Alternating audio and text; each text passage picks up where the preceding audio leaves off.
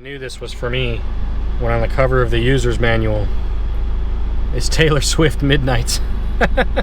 For those of you that don't know, I like Taylor Swift. Anyways.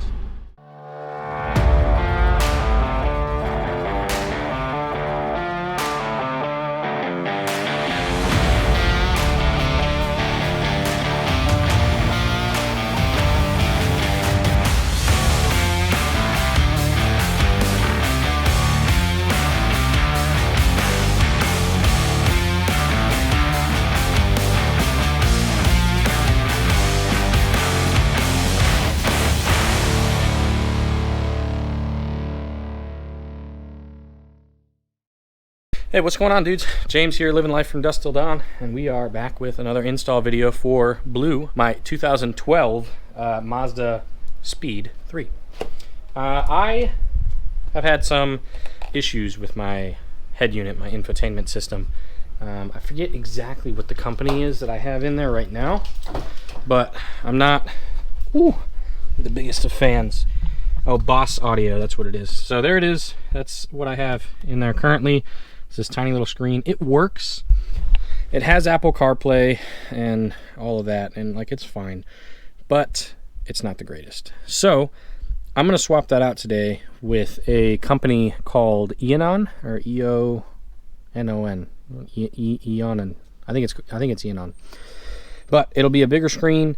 Hopefully, there will be less Bluetooth lag. From what I'm reading online, the audio lag via Bluetooth is effectively 0 for this one. We're going to pull the old one out, put the new one in.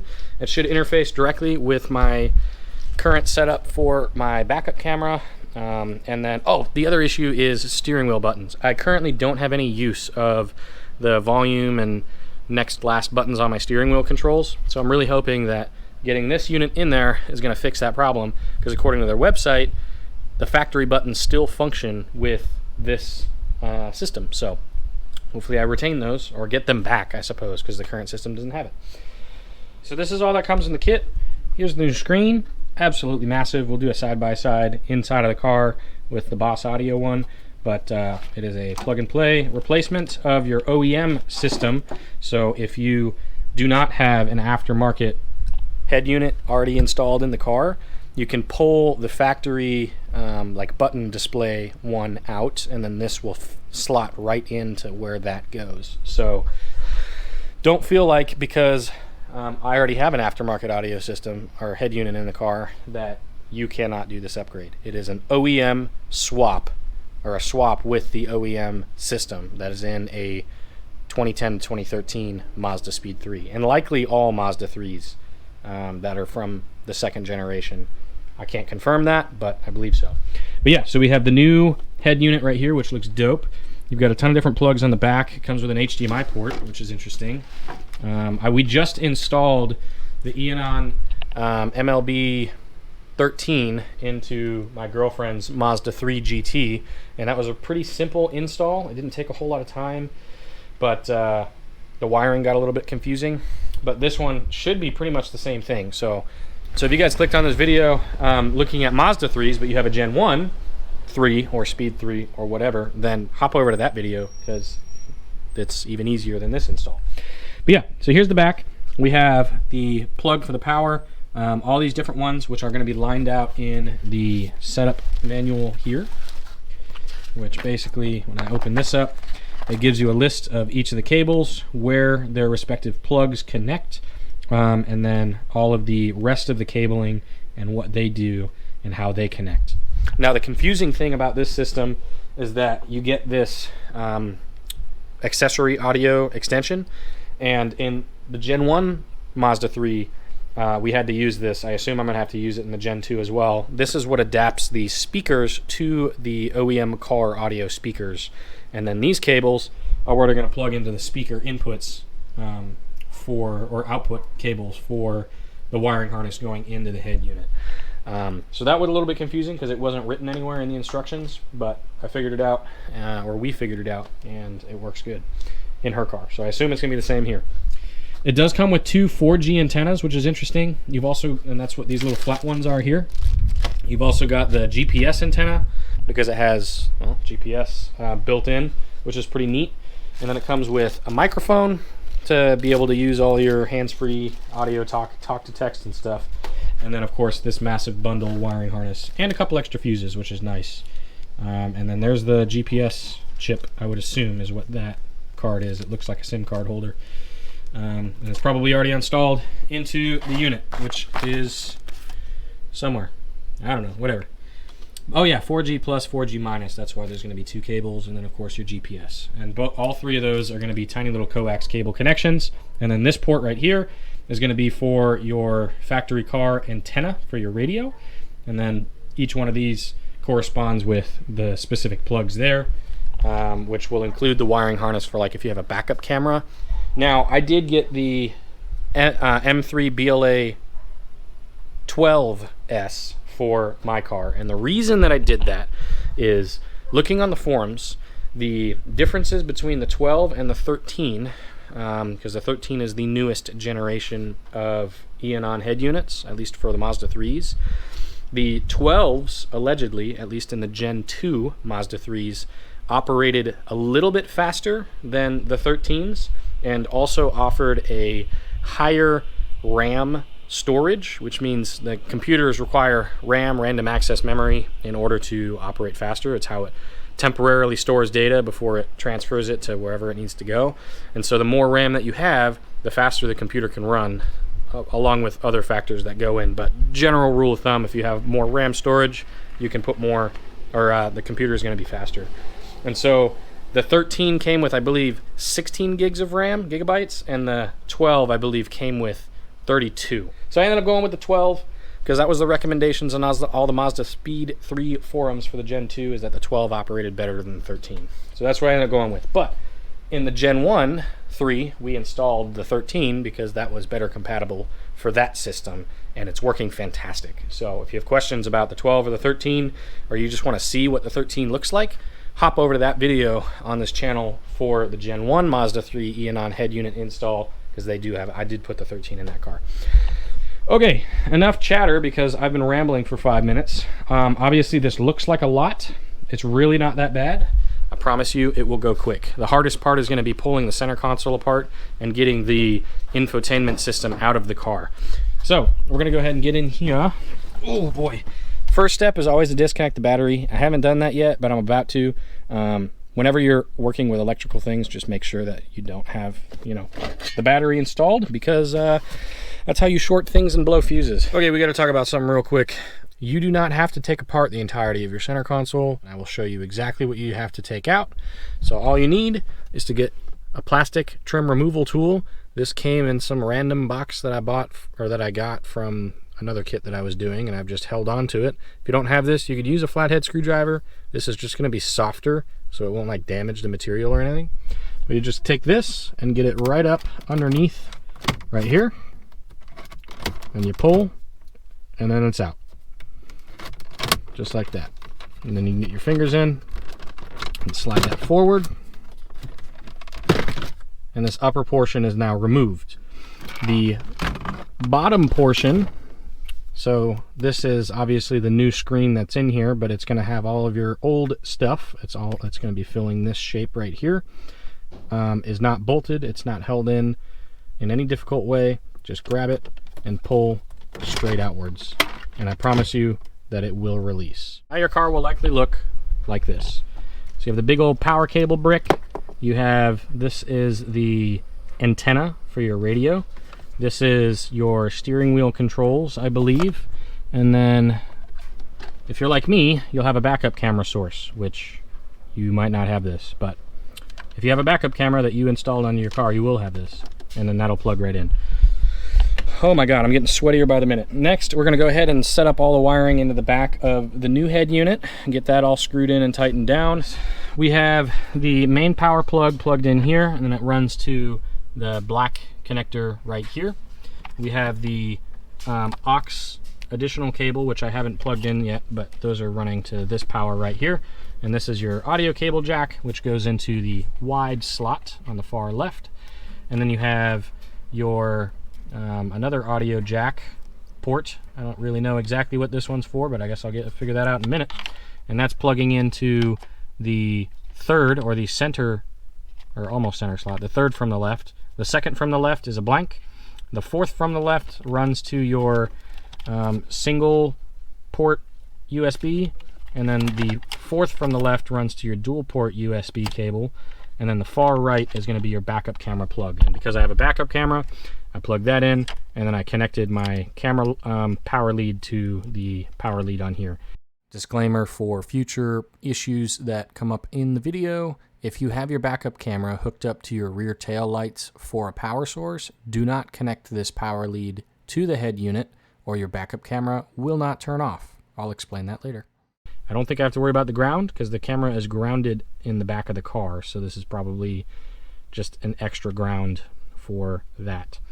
There is going to be a lot of random extra audio plugs. As you can see, there's a ton here because we've got like subwoofer out, front out right, front out left, aux audio in, right and left, external microphone. I do need to hook that up. And long story short is, if you are running a standalone sound system that's separate from the car's wiring, then you would use probably all of these, because you're going to be hooking it up to your subwoofer and your, what do they call it, your amplifier. Oh my god, I am sweating. It's like 95 degrees outside, and I'm just in an oven right now with no flowing air. So some of these audio jacks are not going to get used, which is why they include this extension audio harness right here, because this is running from the factory audio setup, which is where all the speakers are plugged into the car wiring harness, right? And so this is just front and rear. So that's all the wiring. Oh, and then also this plug right here, this little angled like microphone jack thing that goes in, is also hooked up to our factory the antenna for your radio, so that you have radio. So I'm gonna go ahead and get this all tucked in, and oh, I also need to connect the GPS and the 4G. I don't need to connect the 4G cables. I'm not running a SIM card in here. It's going to be connected to my phone. I'm probably going to leave those unplugged, and same with the GPS, because I don't need any of those in there, and that's going to be more hassle to run those anyways. So I'm going to leave those off for now, because like I said, everything that I run is through my phone. We have our audio in cables coming from our extended harness going to our front audio out and our rear audio out. These aren't labeled, so I don't know which one is necessarily front and rear. I don't think it really matters, but if we have one of those like adjustment things that you can do where you're like can tell the speakers to send more to the front and less to the rear, if that's backwards, then I can just open it up, swap those cables, and then it should be just fine.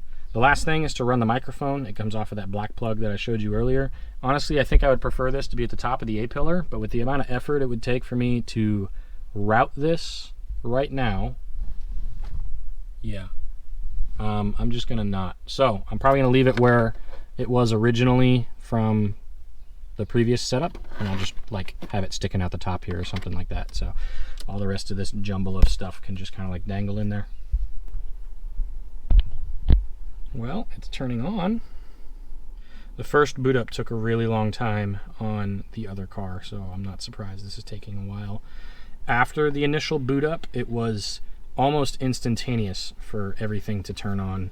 So, ooh, okay.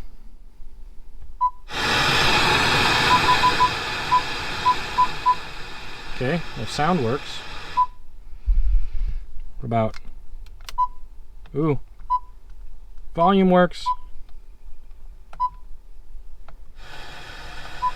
No shit. My steering wheel controls are back, baby! Hell yeah! Just to show how quickly this thing comes on after initial startup. Instant.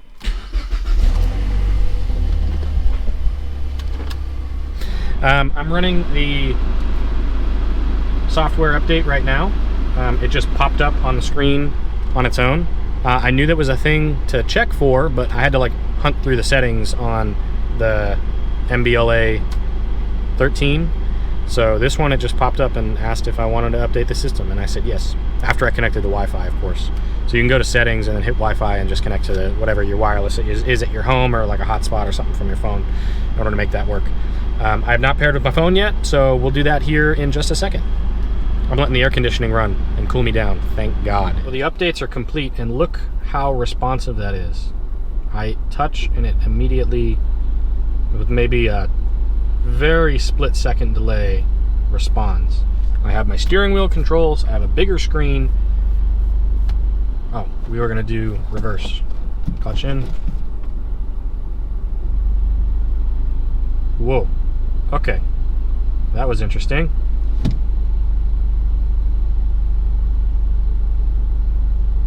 Hello. I have a hunch about this backup camera issue that I'm having. So basically, when I put the car in reverse, the backup camera pops up, the rear lights come on, the reverse lights, right? And it looks great. As soon as I pop it back out of reverse, the camera stays on, and those reverse lights also stay on, but they dim. So what I think is happening is there's a signal wire, there's a power supply wire, that red one that I crimped on the back of here, that runs to the camera. And there's also a power wire that I have on the camera hooked up to the reverse lights. And so what I think is happening, when I put it in reverse, because the camera is initially off when the car is off, it triggers the camera to turn on, right? And then when I take it out of reverse and the camera should turn off, somehow between those two power wires, it's creating a feedback loop that is allowing the camera and therefore the reverse lights to be powered by the head unit. So I'm going to snip that red wire and then pop it in reverse, and then we're going to see what happens. Reverse light, reverse camera. Turns it off. Reverse light, reverse camera. Turns it off. Fixed it. Yes. I don't even know if that's pointing in the right direction. Good enough. So obviously I'm in a different shirt, different haircut, and I've got glasses on or something. But the head unit, it's great. I am very happy with it. I have been running it for give or take 3 months now that it's been in the car, and it's worked fantastic. I will say Apple CarPlay, not a big fan, but that's not really what this video is about. The Eonon head unit itself works fantastic. Its boot up time is true to whatever they say for speed. It's really flipping fast. And I have my steering wheel controls back. It is a bigger screen. It does allow me to see my backup camera a lot better. That aside, there are a couple of things that do kind of bother me about this head unit. Mainly the Apple CarPlay aspect. Apple CarPlay lags. I don't really know why. If I use a cable or if I use Bluetooth, it lags. Whenever I go to select the next music song, there's a solid 3 or 4 second pause before it does that. Like, you can see the reaction immediately on the screen, and then it takes a second for the speakers to react. So I don't know how to fix that. I don't know if that's a connection between the head unit and the speakers or what. But that's one issue that I am not a big fan of. Second thing, this head unit uses the aux cables to plug the audio in, because the car uses aux cables. When those are plugged into the other head unit, I didn't have any problem with static or anything like that. It was just normal, nothing unless there was sound coming through. But with the Eonon head unit, for some reason, I have static at lower volumes. So if I have it at volume 1, where you can barely, kind of barely hear it, it's playing static in the background, and you have to get up to a relatively like normal sound value before that static will go away. So I don't really know how to fix that either. I'm assuming it's because of the aux cables instead of it being like an HDMI or something like that. That's issue number 2 that I've been unable to adjudicate. Issue number 3 is the steering wheel controls, which I do have. I can use the volume. I can use the next and the last. The phone buttons don't seem to do anything. And mode doesn't exactly do what I want it to do. Not a big deal. I don't use those anyways, but if you do and you care about that, I don't know how those work. But the next and last music button is opposite. So I have to push down to go to the next and then up to go to the last. And once again, we were talking about that Bluetooth lag. There is a little bit of a lag with the controls on the steering wheel. So if I press the volume down button, you can hold it, and then after a second, it'll kind of automatically roll the volume down. But if you press it once and you try to like rapidly press it again, it's not going to register all of your clicks. And it's the same with skipping songs. If you wanted to like go back to the last song and you hit the back button, or you press up to go back, and then you have to wait a second before pressing up again to go back again. I don't know how to fix that. Once again, just a thing that I'm learning to live with. Inside of the controls for the head unit, you are able to swap button controls, and I found the menu that allows you to do that, but for some reason, my head unit is not letting me do that. When I click on it, it doesn't react. So I don't know how to fix that, once again. And I think that's about it. I think it's really just those three things. And like I said, I've been running this for about 3 months, and I like it way better than I like the other one. Hands down. But there are a couple of things that, I'd probably change a little bit. With that, I hope you guys have enjoyed. It was not a difficult install, and I'm super excited that I have this in my car now. I've been looking forward to this for a really long time, and I hope you have found some use in this video. And if you're still here listening to me rant, then thank you for being here, and please come back and see me again, because there's always something new on the channel. So with that, I'll see you next time. Don't forget to live from dusk till dawn, my dudes.